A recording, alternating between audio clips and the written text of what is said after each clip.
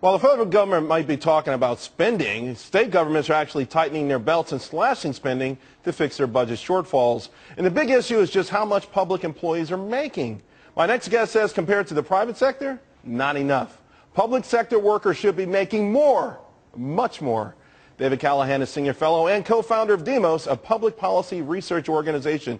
A lot of people reading the newspapers these days would be shocked that you would say something like that.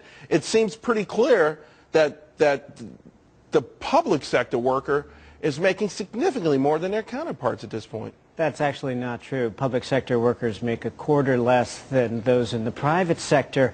And actually the way it works out is people at the low end, workers at the low end, do make a little more. The higher up you go education-wise, the bigger the gap gets. So an engineer working for the government makes about $90,000. Private sector, it's about $110,000. That's a pretty big gap.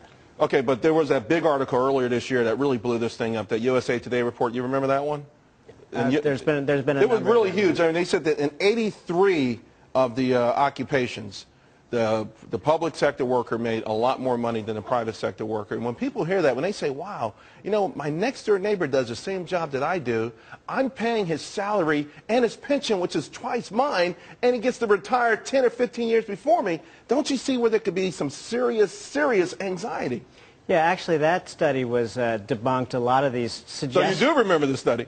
Okay. A lot of these studies saying that, you know, the public sectors are raking it in have been debunked, and in fact the gap goes the other way for those higher educated workers.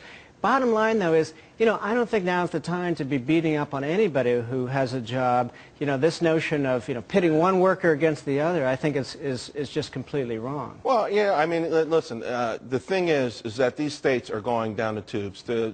You've got legitimately 11 states that are insolvent or close to bankruptcy. And at this point, even states like New York State, Andrew Cuomo ran on a platform of cutting public sector worker pay. I mean, you do understand that it's just not even a matter of envy or fairness. It's just a matter of something that must be done to stave off a disaster.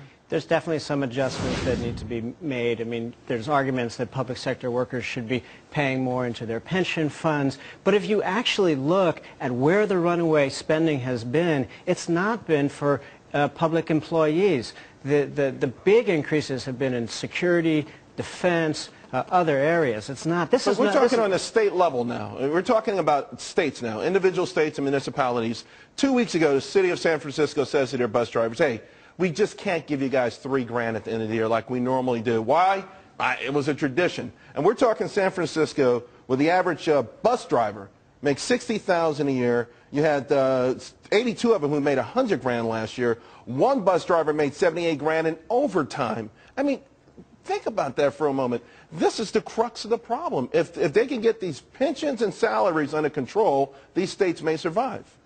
I don't think that's where the real savings are. And in the grand scheme of things, you know, the fiscal problems facing the states are not as great as the fiscal problems facing the U.S. government. And bottom line Although is, there's one major difference, right? We know that the federal government can and has been printing money.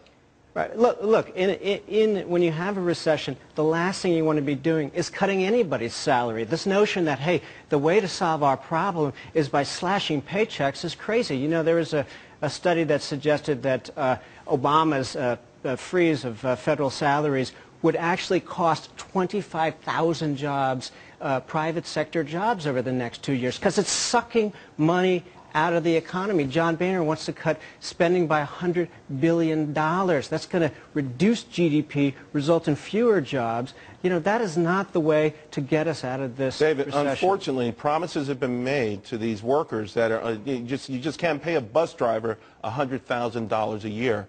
And for these states to survive, there's no other way.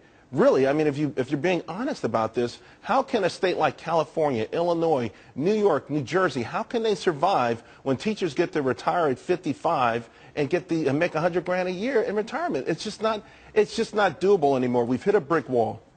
I think that trying to cut this is really the last place we want to be focusing our attention. I mean, there's I think it's the only place we can focus our attention. There's a lot of tax subsidies for the upper class. There's, you know, a lot of these, you know, in a lot of states the taxes on the wealthy have remained low. There's a lot of potential to, I think, find other sources of revenue and not turn around and be hitting the bus driver. I mean, yeah, $100,000 too much, but by and large, the people in the public sector are not making great money compared to the people on Wall Street who are getting bonuses compared to corporate. You're going to compare a bus driver to a guy working on Wall Street. And listen, that comparison falls on deaf ears because the real comparison, again, is the bus driver and his next-door neighbor who has to work much harder, much longer to fund that salary. I'm telling you, somewhere down the road, there's going to be a civil war about this. Maybe not people fighting in the street, but it's already begun. When you hear Democratic lawmakers saying that they're going after Villa-Ragosa in Los Angeles, he was a teacher union guy, and he's been browbeating them. David, I know. Listen, I looked up your demos. So we want to cut the pay of teachers when a lot of municipalities can't even find good teachers. You know, these teachers are people who we need to ensure that we have talented people teaching our kids. I don't think that's the solution. All right, we'll leave it right there. I appreciate your time. Thank you. Thanks a lot.